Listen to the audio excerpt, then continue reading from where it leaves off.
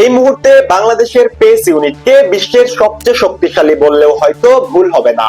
টাইগারদের নজরকাড়া গতি, bouncer, swing, yorker কিংবা কাটারের কাছে বিশ্বের বাঘা বাঘা ব্যাটারদেরও রীতিমতো অসহায় বলা চলে, যার সুবাদে চারদিকে চলছে কেবল বাংলাদেশি পেসারদের জয় জয়কার। তারই ধারাবাহিকতায় এবার নিউজিল্যান্ড, অস্ট্রেলিয়া কিংবা পাকিস্তান সহ বিশ্বের সব বোলারকে পিছনে ফেলে অনন্য এক কীর্তি গড়লেন দেশসেরা দুই টাইগার পেসার। গত ১.৫ বছরের টি-20 ক্রিকেটে যা করতে পারেনি জ্যাকব ডাফি, নাথান এলিস অথবা মোহাম্মদ আমিরের মতো পেসাররা, এবার তাই করে দেখিয়েছেন বাংলাদেশি দুই পেসার।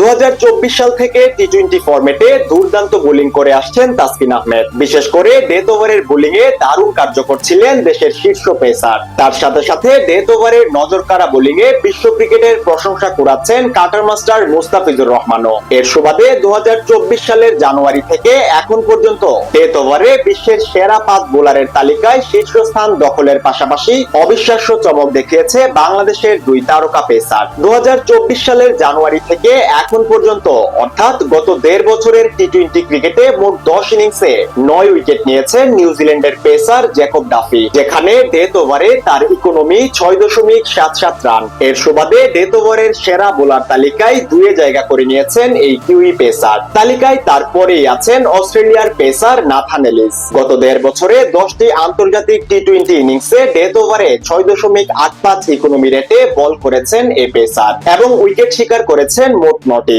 উইকেটের দিক থেকে সমান হলেও ইকোনমিতে পিছিয়ে তালিকার ৩ জায়গা করে নিয়েছে এই অজি পেসার। তবে সবচেয়ে অবাক করার বিষয় হলো এই দুজনকে ছাপিয়ে রাজার আসন দখলে নিয়েছে তাসকিন আহমেদ। ২০২৪ সালের জানুয়ারি থেকে এখন পর্যন্ত 18টি আন্তর্জাতিক টি-20 ইনিংস খেলেছেন তাসকিন, যেখানে তার শিকার সংখ্যা 17টি। শুধুমাত্র উইকেটেই সাফল্য নয়, ডেথ ওভারে তিনি বল করেছেন ৬.১৮ ইকোনমি রেটে, যা গত ১.৫ বছরের টি-20 ইতিহাসে সবচেয়ে কম।